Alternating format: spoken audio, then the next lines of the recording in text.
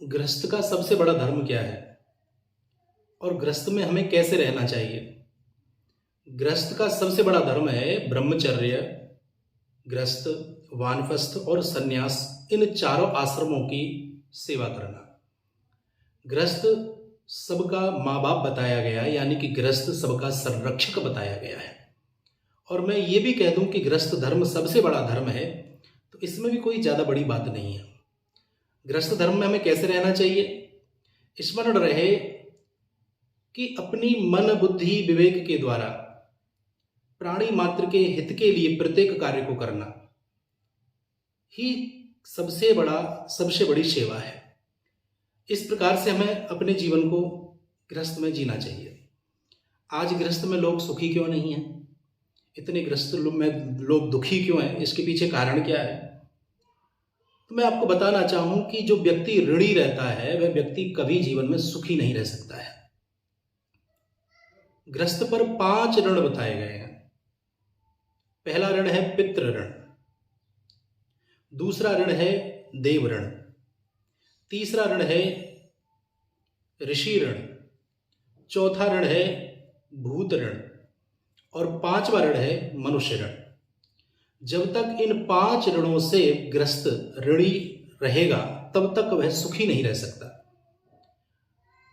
तो जो इन 5 ऋणों से मुक्त होता है उसी के जीवन में सुख प्राप्त होता है। जैसे कि पहला ऋण है पितृ ऋण। दादा, नानी, नाना, अम्मा, चाची, ताऊ आदि इनके मरने के बाद जो हम क्रियाकर्म करते हैं वह प्रेत कार्य कहलाते हैं। लेकिन परंपरागत तरीके से हम श्राद्ध, पिंडदान समय समय पर किसी ब्राह्मण को या किसी ब्राह्मणी को खिलाना पिलाना, जल आदि देना, यह सारे के सारे कार्य पितृ कार्य में आते हैं। अब प्रश्न ये उठता है कि हम अपने ये पितृ है कौन, ये पितर हैं कहाँ। तो आपकी जानकारी के लिए बताऊं कि जब व्यक्ति मर जाता है, मरने के बाद वह जिस योनि में चला जाए, मनुष्य बने, पशु बने, पक्षी बने, जहां तक कि वृक्ष बन जाए, वो जिस योनि में रहता है वह हमारा पितृ रहता है। हम जो भी यहाँ उसके निमित्त दान पुण्य आदि की भावना रखते, जो भी जल आदि देते, उसे उसी योनि में प्राप्त होता है।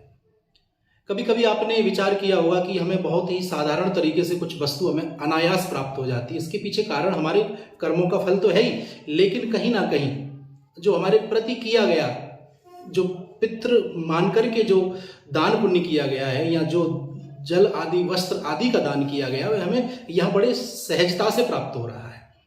समझना होगा। अब लोग ये कहेंगे कि ऐसा कैसे हो सकता है कि पितरों को ये बात पहुंच जाए, ये पितरों तक ये चीज पहुंच कैसे जाएगी। तो ध्यान रखें, जैसे कि हमने अमेरिका के लिए यहाँ से कोई पैसा पहुंचाया, कोई ड्राफ्ट किया, तो अमेरिका में यहाँ से जो रुपया चलता है वह वहां जाकर के उसे डॉलर के रूप में प्राप्त हो जाता है।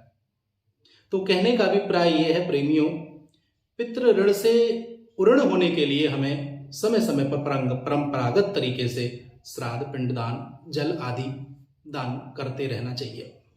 प्रश्न ये भी उठता है कि पितृ ऋण से उऋण होने के लिए बताया गया है कि जब हम संतान प्राप्ति करते हैं, यानी संतान को जन्म देते हैं, तो हम पितृ ऋण से उऋण हो जाते हैं। लेकिन एक प्रश्न यहाँ ये भी उठ जाता है कि जैसे कि किसी के पास संतान नहीं है तो क्या वह उऋण नहीं होगा। हाँ, वह उऋण हो सकता है, लेकिन कैसे, जब वह भगवत शरणागति को प्राप्त हो, यानी भगवान की शरण में यदि ऐसा व्यक्ति चला जाए तो उसका कल्याण हो जाता है, उसका उद्धार हो जाता है। दूसरे ऋण की मैं चर्चा करूं, दूसरा ऋण है देव ऋण।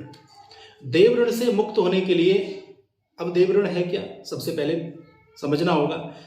ये आकाश, ये पृथ्वी जो हमारा भार धारण किए हुए है, ये सूर्य, ये चंद्र, ये इनसे जो हमें प्राप्त प्रकाश है, इनसे जो प्राप्त हमें सुविधाएं हैं, हम इनके ऋणी हैं।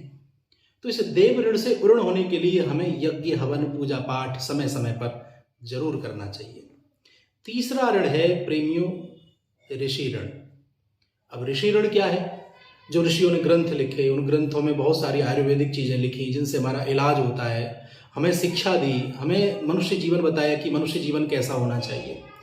ऐसी बहुत सारी बातों की जानकारी हमें प्राप्त जो हुई वो ऋषियों की कृपा से हुई है। तो हम ऋषि ऋण हमारे ऊपर है। इस ऋषि ऋण से ऋण होने के लिए हमें क्या करना चाहिए? भागवत है, राम कथा है, पुराण है, इनका पठन पाठन करना चाहिए और समय समय पर इनका पाठ बिठाते रहना चाहिए और संतों की महिमा का गुणगान करना चाहिए। चौथे ऋण के बारे में मैं आपसे चर्चा करूं। चौथा ऋण है भूत ऋण। अब आप कहेंगे भूत ऋण क्या है? भूत ऋण है जैसे कि गौ बकरी आदि से हमें जो प्राप्त होता है, वनस्पतियों से हमें जो प्राप्त होता है, लकड़ी के रूप में प्राप्त होता है आदि, हमें ऐसी चीज़ें हमें प्राप्त होती हैं, फल आदि प्राप्त होता है। तो हम ऐसी चीज़ों से जो सुविधाएं हमें प्राप्त होती हैं, हम इनके ऋणी हो जाते हैं। अब इनके ऋण से मुक्त होने के लिए हमें क्या करना चाहिए? इनके ऋण से मुक्त होने के लिए हमें वृक्ष लगाना चाहिए, पौधों में जल देना चाहिए, पशु पक्षियों के लिए दाना समय समय पर डालते रहना चाहिए। ऐसे कार्य करने से हम जो है भूत ऋण से मुक्त हो जाते हैं। पांचवा ऋण है जो ग्रस्त पर बताया गया है, वह पांचवा ऋण है मनुष्य ऋण। अब मनुष्य ऋण क्या है?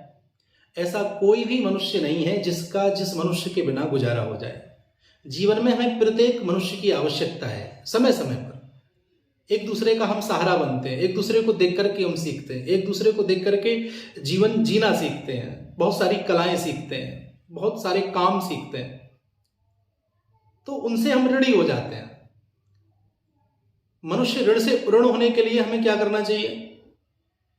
कुएं बनवाने चाहिए, प्याऊ लगवानी चाहिए और धर्मशाला बनवानी चाहिए। ऐसे कार्य करने से हम मनुष्य ऋण से ऋण हो जाते हैं।